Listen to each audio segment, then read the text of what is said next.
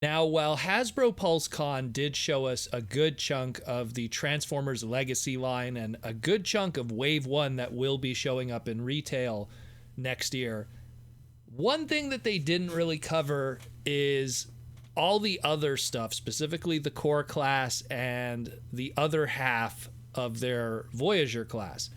And while we didn't get to see those today in figural form, we did get a piece of art that showed everything that will be Wave 1, including those missing characters. And we know that those are going to be the featured characters because of the leaked listings that we got through AEN codes and UPC codes, through all the different apps that these different retailers have that they just leave there waiting as placeholders for when the product comes out. So when we look at this art, we see on it, we see the RC we talked about, we see the bulkhead, we see the kickback, we see drag strip, but then we have a whole bunch of other characters here.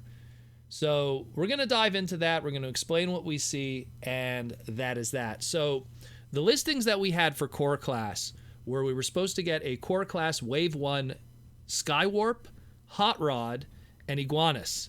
And on this art here, we have, no surprise, Hot Rod, Skywarp, and Iguanus.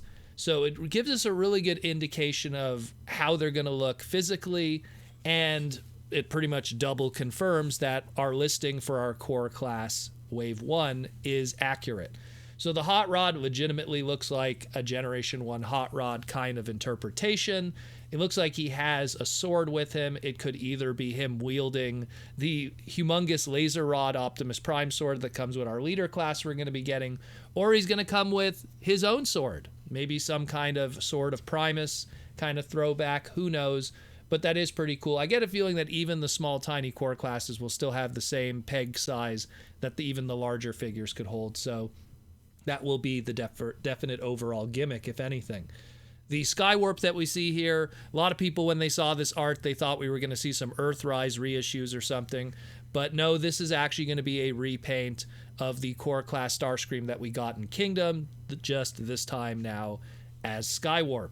And the last one next to Skywarp, a lot of people were thinking, oh, is that Dragon Megatron? Is that going to be our leader class Dragon Megatron? No, that's Iguanus. That's the last of the core class that's supposed to be for Wave 1.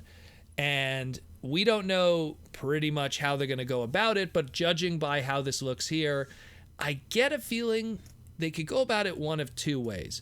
Either he's going to have some kind of a legitimate robot mode, because keep in mind, he was a Pretender shell. And Pretender shells, in a lot of ways, draw from three different kinds of ways you could tackle it. Because you have the outer shell, you have the inner robot, and then the inner robot's alt mode. So, like, to give an example, like someone like as iconic as Bludgeon, in Bludgeon's case, you have his outer shell that's the skeleton samurai warrior. You have his inner robot that's a traditional kind of green and maroon kind of robot. And then you have a green tank that inner robot turned into. And how people usually tackle Bludgeon today without that Pretender shell element involved is Samurai Warrior outer shell is the robot mode, and the tank is the alt mode. So what could potentially happen here is one of a few things. Either they really want to lean hard on the outer shell being some kind of like weird iguana monster creature, and that could be the alt mode, and it'll have some kind of traditional robot mode. Or alternatively, they could have that this weird iguana kind of looking design is the robot mode, much like what they did with Bludgeon, and the alt mode will be that weird unicycle kind of laser cycle mode that he had with the Iguanus Pretender shell from Generation 1 1988. Many ways, again, we're basing this all off of a piece of, very purple kind of art here, but I mean, there's one of many ways they could go about it, but we do know that it's going to be our core class. It's going to be one of the tinier figures, but the core classes have really been knocking them out of the park, so they're fun little figures to get excited about. Now, we also have Optimus Prime and Megatron in the background there. Obviously, the Optimus is not the laser rod Optimus, and the Megatron, it looks like a Generation 1 Megatron, but the coloring is all over the place because of the lighting, and it looks purple and everything. Wave 2 of the core class is going to feature a Optimus Prime repackage, being the core class from Kingdom, and a Generation 2 Megatron. So chances are this is what we're looking at over there is our core class Wave 2 Optimus and Megatron here. They just got to, and the G2 Megatron's probably going to be a G2 colored repaint of the Megatron from Kingdom. That's just my call. And Shockwave is also in that wave, so that's Wave 2 of, of the core class. So that's what's going on there. Last guy we got to focus on here, and it's that of next to RC, right above Bulkhead in this art here, is Blaster. Now, the Voyager Wave 1 of Legacy is supposed to have, in a case, 2 Bulkheads, our Prime Universe Bulkheads, and 2 Generation 1 Blasters. That's the other Wave 1 item they did not show us this weekend. But it was teased by the designer Mark what was the shirt that he was wearing during the panel. He was wearing a Generation 1 Blaster t-shirt. So he was teasing it. That's probably going to be the next time we have a Fan First Friday or a Transformer Tuesday or whatever.